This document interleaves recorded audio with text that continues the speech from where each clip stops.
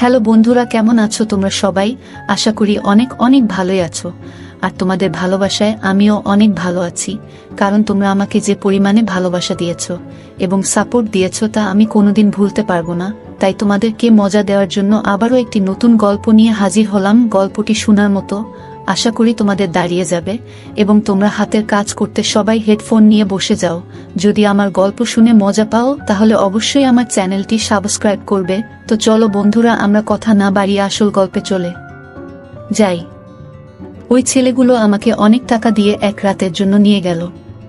5টা ছেলেই যখন আমার শরীরটা নিয়ে তাদের সুখ নিচ্ছিল, তখন হঠাৎ তাদের ষষ্ঠ বন্ধু এসে হাজির। কিন্তু সে রুমের ভিতরে ঢুকতেই তার কণ্ঠ দিয়ে আওয়াজ বেরিয়ে এলো, কেননা অবস্থার জন্য একজন মানুষ এমন কিছু করতে বাধ্য হয় যা সে কখনো চিন্তাও করেনি, বা অন্য কথায় কখনো কখনো অনেক স্বপ্ন একজন মানুষকে শেষ করে দেয়। আর আমিও কখনো পূরণ না হওয়া স্বপ্নের আশায় বেরিয়ে পড়ি। আমি রাত 12টার পর থেকে তাদের ছোট্ট ঘরে বিছানায় শুয়ে আছি। একের পর এক ছেলেরা আমাকে শেষ করে দিচ্ছিল। ব্যথা অনেক ছিল, কিন্তু এই সবই আমি নিজের ইচ্ছায় গ্রহণ করেছি। না আমার পোশাকের হুঁশ ছিল, না আমার শরীরের ব্যথার হুঁশ ছিল। দুটি ছেলেই আমার অবস্থা এমন করে দিয়েছে যে আমার সব শরীর অনেক ব্যথা হয়ে গিয়েছে। শুধু এই ভেবেই আমার মন কেঁপে উঠছিল যে এরপরে আরও 3টা ছেলে আসতে চলেছে। তাদের লোভ ছিল অনেক এবং আমাকে তাদের আনন্দের সহিত সময় দিতে হবে। আমি কল্পনাও করিনি যে আমার জীবনে এমন একটি রাত আসবে। এইসবই অনেক টাকার বিনিময়ে মজা করছিল, তাই আমাকে পিছিয়ে যাওয়ার প্রশ্নই আসে না। আমার দায়িত্ববোধ এবং আমার পরিবারের স্বপ্ন আমাকে এই রাস্তায় নিয়ে এসেছে, তাই আমি এক রাতে 5 ছেলের সাথে রাত পার করতে রাজি হয়েছিলাম। সাধারণ পরিস্থিতিতে কোনো মেয়ের পক্ষে এরকম ভাবাও সম্ভব নয়, কিন্তু আমি যে জায়গায় দাঁড়িয়ে আছি এই সিদ্ধান্ত নিতে আমার অনেক বেশি সময় নেইনি। তারা সবাই সুস্থ সবল ছেলে ছিল, যাদের শক্তির কাছে আমি কিছুই না। 2 ছেলেই আমাকে মুহূর্তের মধ্যে শেষ করে দিচ্ছে, তাদের লোভ ছিল অনেক বেশি। এই প্রথম কোনো ছেলের ছোঁয়া পেয়েছিলাম আমি। দ্বিতীয় ছেলেটি চলে যাওয়ার সাথে সাথে তৃতীয় ছেলেটি ঘরে প্রবেশ করল। আমি একটা নিঃশ্বাস নিয়ে বললাম, আমি একটু সময় চাই। কিন্তু সে বলল, আমার কাছে সময় নেই, আমার অন্য বন্ধুরা বাইরে বসে অপেক্ষা করছে। তার কথা শুনে আমার চোখে পানি চলে এলো। সে সাথে সাথে আমার দিকে এগিয়ে এলো। আমার চোখের পানি উপেক্ষা করে সে আমার উপরে ভেঙে পড়তে থাকলো। আমার শরীর সহ্য করার শক্তি হারাচ্ছিল। আমি বারবার চেষ্টা করলাম ওকে আমার থেকে দূরে পাঠিয়ে দিতে, কিন্তু সে ততই আমার উপরে আধিপত্য বিস্তার করতে থাকলো। মনে হলো যেন সে এই খেলাটা উপভোগ করছে। আমি যখন তাকে সরিয়ে দিতাম, সে ততই আগের চেয়ে অনেক বেশি উৎসাহ নিয়ে আমার কাছে আসতো। তাই এখন আমি ওকে থামাতে চেষ্টা না করে চুপ করে সহ্য করে যাচ্ছিলাম আমার উপরে হওয়া এই কাজটা। 1.5 ঘন্টা ধরে সে তার সুখ মেটাতে থাকলো। আর যাবার সময় আমার শরীরে দাগ দিয়ে বলল, সুযোগ পেলে আবার আমার সাথে সময় পার করতে আসবে। সে চলে যাওয়ার পরে আমি আমার শরীরের দিকে তাকিয়ে অবাক হয়ে উঠলাম। শরীরের এমন কোনো অংশ নেই যেখানে দাগ নেই। তৃতীয় ছেলে তো আমাকে সবচেয়ে বেশি কষ্ট দিয়েছে। বিভিন্ন স্থানে তার দাগের চিহ্ন ছিল এবং তারপরে 2 ছেলেও ঘণ্টাখানেক আমাকে তাদের সুখের শিকার বানালো। তারা আমার প্রতি বিন্দুমাত্র দয়া দেখায়নি, এবং কেন দেখাবে? ওরা আমার একটা রাত একটা বড় অঙ্কের টাকার বিনিময়ে কিনেছে। তারা শুধু তাদের সুখ নিচ্ছে। আর এই একটা রাত আমার জীবনের সবচেয়ে অন্ধকার রাত হয়ে গিয়েছে। আমার অবস্থা এমন হয়েছিল যে আমার কোনো জ্ঞান ছিল না। ব্যথার কারণে আমি এদিক ওদিক ঘুরতেও পারছিলাম না। আমার চোখ আস্তে আস্তে বন্ধ হতে শুরু করে। তখনই তারা আমাকে বলল যে তাদের একজন বন্ধুও এসেছে। তাকে অস্বীকার করার বা তার বিরুদ্ধে প্রতিবাদ করার মতো শক্তিও আমার অবশিষ্ট ছিল না। ষষ্ঠ ছেলেটি রুমে এসে আমার বিছানার কাছে এসে আমাকে দেখেই তার আওয়াজ বেরিয়ে এলো। কি কারণে তার আওয়াজ বেরিয়ে এলো তা জানলে আপনারাও অবাক হয়ে যাবেন। আমার নাম মধুমিতা, আর আমার বয়স তখন মাত্র 22 বছর। আমি গ্রাজুয়েশন করেছিলাম, কিন্তু আজকাল স্নাতক কিছুই নয়। বিএড করার পরেও মানুষ ডিগ্রি হাতে নিয়ে রাস্তায় রাস্তায় ঘুরে বেড়ায়। এটার সঠিক ধারণা আমি তখন বুঝতে পারি যখন আমি চাকরি খুঁজতে বের হলাম। প্রতিটি কোম্পানির সামনে তরুণ তরুণীদের একটা বিশাল লাইন, নিজের সময় আসার অপেক্ষায়। এমন অবস্থায় আমার মতো একটা মেয়ে কোথায় চাকরি পাবে, যার না আছে কোনো অভিজ্ঞতা, না কোনো বড় ডিগ্রি? কিন্তু চাকরি পাওয়াটা আমার অনেক প্রয়োজন হয়ে দাঁড়িয়েছিল, কারণ বাবা এই পৃথিবী ছেড়ে চলে যাওয়াতে আমাদের অবস্থা অনেক খারাপ হয়ে গিয়েছিল। বাড়িতে বাবাই একমাত্র উপার্জনকারী ছিলেন, আর আমরা 3 বোন অবিবাহিত ছিলাম। আমার বড় বোন শিক্ষিত না, তাই রোজগারের দায়িত্ব আমার উপরে এসে পড়ে। আমি যখন বাড়ি থেকে বের হলাম, তখন আমি বুঝতে পারলাম বাইরের জগৎটা কত কঠিন। এখন বুঝতে পারলাম বাবা কত কষ্ট করে আমাদের মুখে খাবার তুলে দিতেন। বাবার প্রতি আমার সব সময় রাগ হতো যে তিনি আমাদের ইচ্ছা পূরণ করেন না। আমার রাগে মন খারাপ হয়ে যেত, তবুও তিনি আমাকে অনেক আদর করে বলতেন, মা, চিন্তা করিস না, একদিন তোরও ভাগ্য ফিরবে। কিন্তু সেই দিন আর এলো না। একদিন বাবা ঘুমের মধ্যে এই পৃথিবী থেকে চলে গেলেন। যখন সকালে আমরা বুঝতে পারলাম যে বাবা আর আমাদের মধ্যে নেই, তখন আমরা বুঝতে পেরেছিলাম যে বাবা আমাদের জন্য কতটা ছিলেন।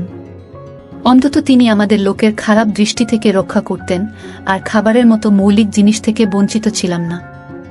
বাবা এই পৃথিবী থেকে চলে যাওয়ার পরে কয়েকদিন পর্যন্ত আমাদের প্রতিবেশী ও পরিবারের সদস্যরা আমাদের সাহায্য করেছিল, কিন্তু আস্তে আস্তে সবাই যার যার জীবন নিয়ে ব্যস্ত হয়ে পড়ল। আজকের যুগে কে কাকে খাওয়াতে পারে? আমি চাকরির খোঁজে বাড়ি থেকে বেরোতে বাধ্য হয়েছিলাম, এবং আমি বুঝতে পেরেছিলাম যে বাইরের জগৎ মেয়েদের জন্য কতটা কঠিন। আমি কোনো কোম্পানিতে চাকরি পাইনি। প্রতিটি কোম্পানির বাইরে হাজার হাজার ছেলে দাঁড়িয়ে আছে। আমি স্কুলের দিকে গেলাম। যখন আমি ঘুরলাম, সেখানের অবস্থা আরও খারাপ। অর্ধেক দিনের বেশি কাজ করার পরিবর্তে মাসে মাত্র 6,000 টাকা পাওয়া যেত। সংসার খরচেই সব টাকা শেষ হয়ে যেত। এতেও স্কুলের মালিক আমাকে আমার অভিজ্ঞতার কথা জিজ্ঞেস করলে আমি চুপ হয়ে যেতাম। অনেক খোঁজাখুঁজি করেও কোনো কাজ পেলাম না, তাই আমার এক বন্ধুর ভাইয়ের মাধ্যমে আমি একটি পিৎজা হাউসে ওয়েটারের চাকরি পাই। যেখানে সারাক্ষণ ছেলে মানুষের ভিড় থাকত, সেখানে একটা কালো রঙের কোট আমার হাতে তুলে দেওয়া হলো, যার উপরে পিৎজা হাউসের নাম লেখা ছিল। পরের দিন থেকেই আমাকে কাজের জন্য ডাকা হয়েছিল। তারা ওয়েটারের নামে একটি আধুনিক মেয়ে চেয়েছিল, যার শরীরের উপরে ছোট চুল ছড়িয়ে থাকবে এবং সে যেন অনেক মেকআপ করে ডাইনিং হলে দাঁড়িয়ে থাকে। আমি ইউনিফর্মটি আমার ব্যাগে রেখে বাড়ি ফিরে এলাম। আমি তখনও ঠিক করতে পারিনি যে আমি এই কাজটি করতে চাই কিনা, কারণ এটা আমার জন্য খুবই কঠিন কাজ। বাবা থাকতে আমাকে কখনোই প্রয়োজন ছাড়া বাড়ি থেকে বের হতে হয়নি। আর এত সব পোশাক পরে এত ছেলের মধ্যে পিৎজা হাউসে দাঁড়িয়ে থাকাটা আমার জন্য অনেক অস্বস্তিকর কাজ ছিল। কিন্তু ক্ষুধা একজন মানুষকে সবকিছু করতে বাধ্য করে। আমি যখন সেখান থেকে বাড়ি ফিরে আসি, তখন আমার মা দরজার দিকে তাকিয়ে দাঁড়িয়েছিলেন। আমাকে দেখে তার চোখে পানি চলে আসলো। আমি আমার মাকে জিজ্ঞেস করলাম তিনি দরজা পর্যন্ত কেন এসেছিলেন। তখন মা কাঁদতে শুরু করে বলল, মা, কারেন্ট মিটারের লোকজন এসে আমাদের বিদ্যুৎ সংযোগটা বিচ্ছিন্ন করে দিয়ে গেছে। মায়ের কথা শুনে আমার মনটা কেমন করে উঠল। এখন অনেক গরম, কারেন্ট ছাড়া বেঁচে থাকা অনেক কঠিন। কিন্তু গত 2 মাস ধরে আমরা বিল দিতে পারিনি, সম্ভবত সে কারণেই আমাদের বিদ্যুৎ সংযোগটা বিচ্ছিন্ন করে দিয়েছে। মায়ের চোখের পানি আমাকে সিদ্ধান্ত নিতে বাধ্য করে। আমি মাকে ধরে বললাম, আমি একটা ভালো জায়গায় চাকরি পেয়েছি, কাল থেকে আমাকে কাজে যেতে হবে। মা আমার মাথায় হাত রেখে বললেন, এখন তুই আমাদের ভরসা, আর তোকেই তোর 2 বোনের বিয়ের ব্যবস্থা করতে হবে। মা আমার উপরে একটি ভারী দায়িত্ব দিয়ে দিলেন। আমি ভাবছিলাম কিভাবে আমি এই দায়িত্ব পালন করব, কিন্তু আমাকেই এই দায়িত্ব পালন করতে হবে। মা জিজ্ঞেস করছিলেন আমি কোথায় চাকরি পেয়েছি, কিন্তু আমি তাকে বলতে চাইনি আমি কোথায় চাকরি পেয়েছি। তাই আমি মাকে বললাম যে আমি একটি বড় কোম্পানিতে একটি ভালো চাকরি পেয়েছি। আমার কাজের সময় ছিল বিকাল 3টা থেকে বিকাল 11টা পর্যন্ত। আমি অনেক কষ্টে মাকে এই কথাটা বলেছিলাম। আমার চাকরির সময় জেনে তিনি অবাক হয়ে আমার দিকে তাকাতে থাকলেন যে এটা কোনো কোম্পানি যেখানে বিকেল 3টায় তোকে কাজে ডাকে। আমি মিথ্যা বলেছিলাম যে এটা একটা মাল্টিন্যাশনাল কোম্পানি, এখানে 24 ঘন্টা কাজ চলে।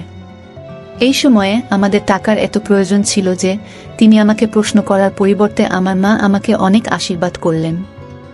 পরের দিন দুপুর 2টায় পিৎজা হাউসের জন্য বেরিয়ে পড়লাম। আমি কি জানতাম এখান থেকে আমার ভাগ্য আমাকে কোথায় নিয়ে যাবে। পিৎজা হাউসে আসার পর ইউনিফর্ম চেঞ্জ করছিলাম।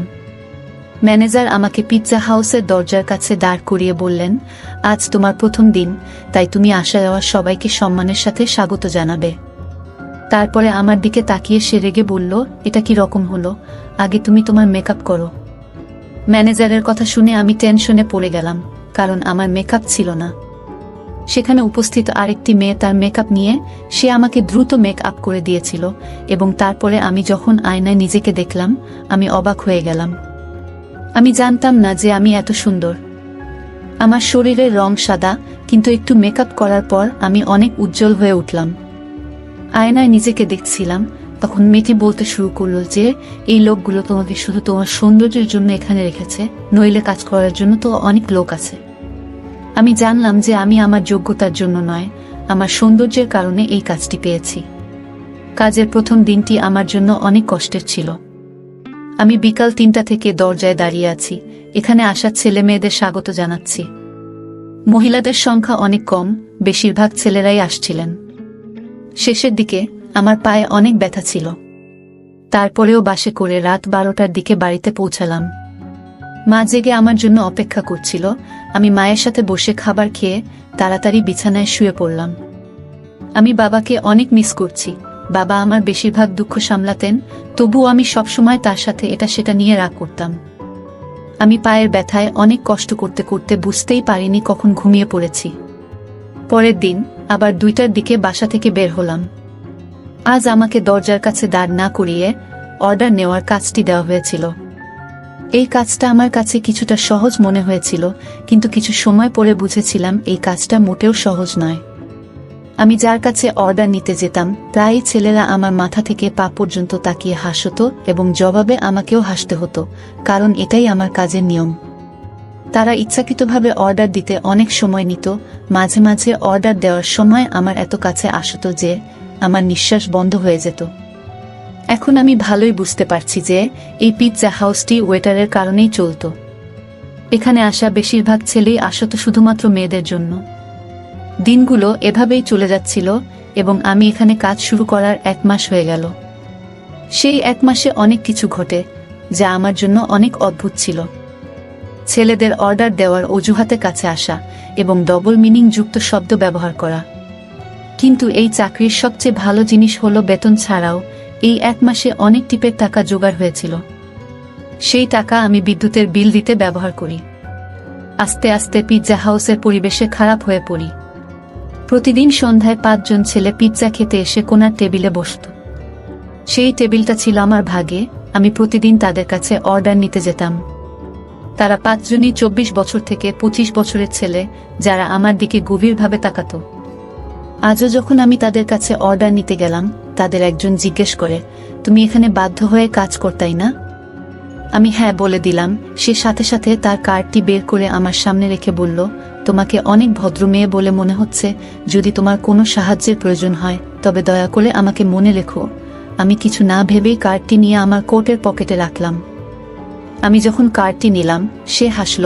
তারপরে এই চলতে থাকল। প্রতিদিন আমি তাদের অর্ডার নিতে যেতাম, তাদের একজন আমাকে প্রশ্ন করত। এইভাবে প্রতিদিনের কথা বলার কারণে আমাদের মধ্যে কিছুটা বন্ধুত্বপূর্ণ সম্পর্ক তৈরি হয়। 2য় মাসও দেখতে দেখতে পার হয়ে গেল।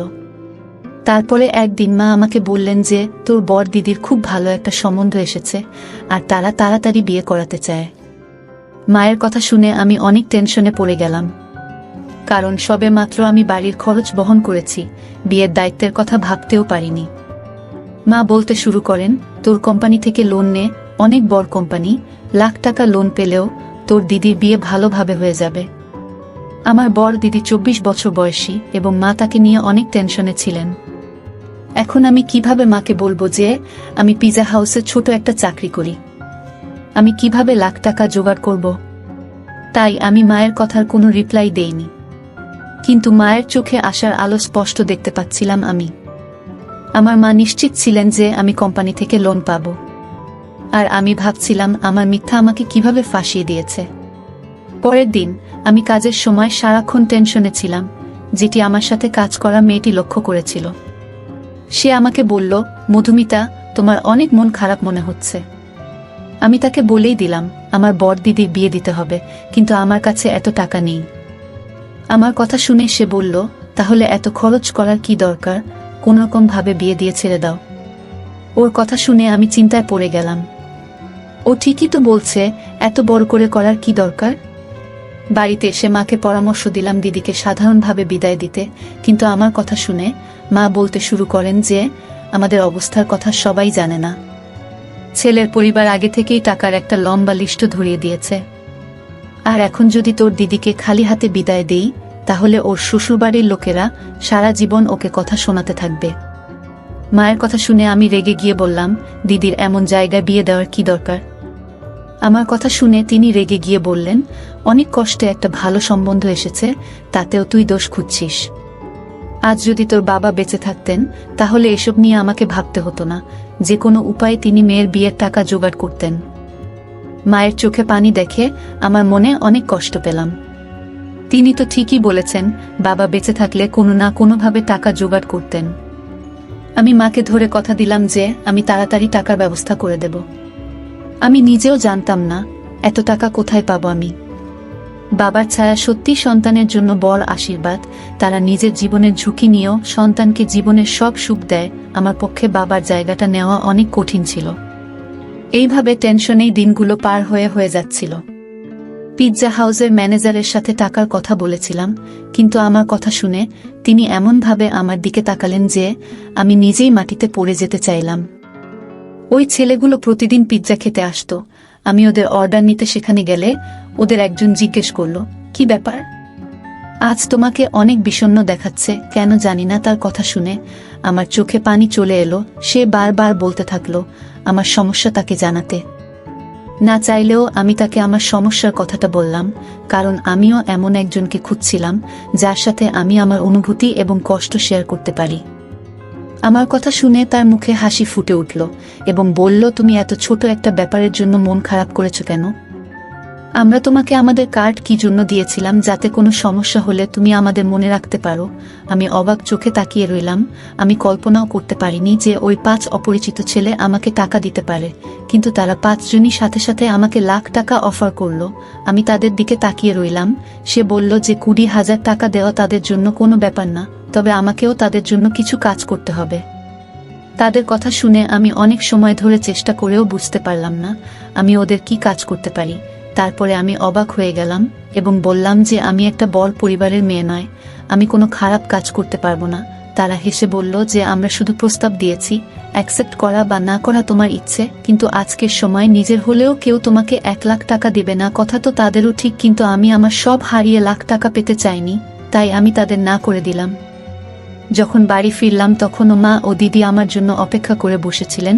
মা জানান দিদির শ্বশুর বাড়ির লোকজন 1 মাস পর বিয়ের কথা বলছে এবং তারা তাদের ছোট ছেলের জন্য দিদির পাশাপাশি মেজ দিদিকেও তাদের বাড়ির বউ করতে চায়। এতে 1 খরচে 2 বিয়ে হয়ে যাবে। মেজ দিদির সম্বন্ধের কথা শুনে খুশি হয়েছিলাম, কিন্তু 1 মাসের কথা শুনে আমার জীবন শেষ হয়ে যাচ্ছিল। টাকার কোনো খবর নেই আর মা আশায় রয়েছেন। আমি একবার দিদির মুখের দিকে তাকালাম। অনেকদিন পরে সেখানে খুশির আভা দেখতে পেলাম। আমি আমার দিদির শ্বশুর বাড়ির লোকেদের সাথেও দেখা করেছি। সত্যি তারা অনেক ভালো মানুষ, কিন্তু আজকের সময় টাকা ছাড়া কে মেয়ে বিদায় করে তারাও এই সমাজেই বাস করে। আমি চিরকাল আমার বোনেদের সুখ দেখতে চেয়েছিলাম। আমি মাকে বললাম, তুমি বিয়ের সব কিছু ঠিক করো, টাকার ব্যবস্থা হয়ে যাবে। আমার কথা শুনে ঘরে খুশির জোয়ার বইল, কিন্তু তারা জানতো না তাদের এই খুশি আমার সম্মানের বিনিময়ে মিলেছে। পরের দিন আমি সেই 5 ছেলের কথায় রাজি হয়ে যাই। তারা হেসে বলল, আমরা জানতাম তুমি রাজি হবে।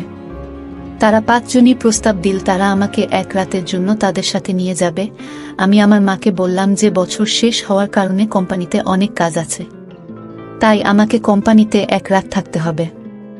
আর কোম্পানি আমার লোন পাস করেছে, তাই আমাকে তাদের কথা মানতে হয়েছে। লোন পাস হওয়ার কথা শুনে মা এত খুশি হয়েছিলেন যে তিনি আমাকে রাতে থাকার অনুমতিও দিয়ে দেন। আর আমি পিৎজা হাউস থেকে ছুটির পরে ওই 5 ছেলের সাথে চলে গেলাম। তারা আমার সম্মান নষ্ট করেছিল। যখন ষষ্ঠ ছেলেটি ভিতরে আসে, আমাকে দেখে তার আওয়াজ বেরিয়ে গেল, কারণ সব বিছানা ময়লা হয়ে নষ্ট হয়ে গেছিল এবং আমি জীবনের শেষ নিঃশ্বাস নিচ্ছিলাম। সে সাথে সাথে আমাকে গাড়িতে নিয়ে একটি ছোট হাসপাতালে নিয়ে আসে। সেখানে ডাক্তার তার পরিচিত কেউ ছিল। কয়েক ঘন্টা আইসিইউতে থাকার পরে আমার অবস্থা কিছুটা ভালো হলো, কিন্তু আমার শরীর আমার সম্মান সাক্ষ্য দিচ্ছিল।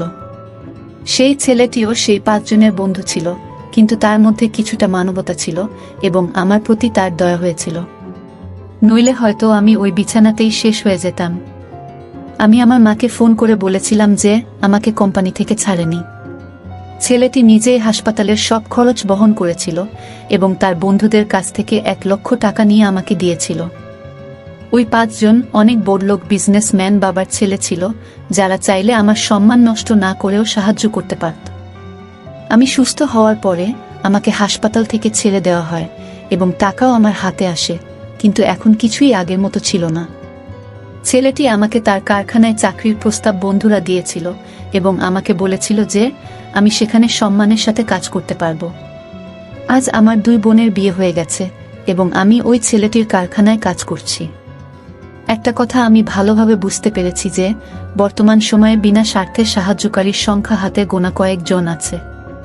কাজ করা মেয়েদের প্রতি সর্বদা সম্মানের চোখে তাকান, কারণ তারা অনেক অসহায় হয়ে ঘর থেকে বের হয়, এমনকি তারা খারাপ পোশাক পরে পিজা হাউসের দরজায় দাঁড়িয়ে থাকতেও দ্বিধাবোধ করে না। বন্ধুরা, আজকের ভিডিওটা এখানেই শেষ করলাম। অনেক কষ্ট করে ভিডিওটি আপনাদের জন্য বানিয়েছি। যদি ভিডিওটি আপনাদের ভালো লেগে থাকে তাহলে একটা লাইক করবেন এবং চ্যানেলটি অবশ্যই সাবস্ক্রাইব করবেন। এই আশা ব্যক্ত রেখে আপনাদের কাছ থেকে বিদায় নিচ্ছি আমি। দেখা হবে আগামীকালের নতুন কোনো ভিডিওতে। সে পর্যন্ত সবাই ভালো থাকুন, সুস্থ থাকুন। ধন্যবাদ।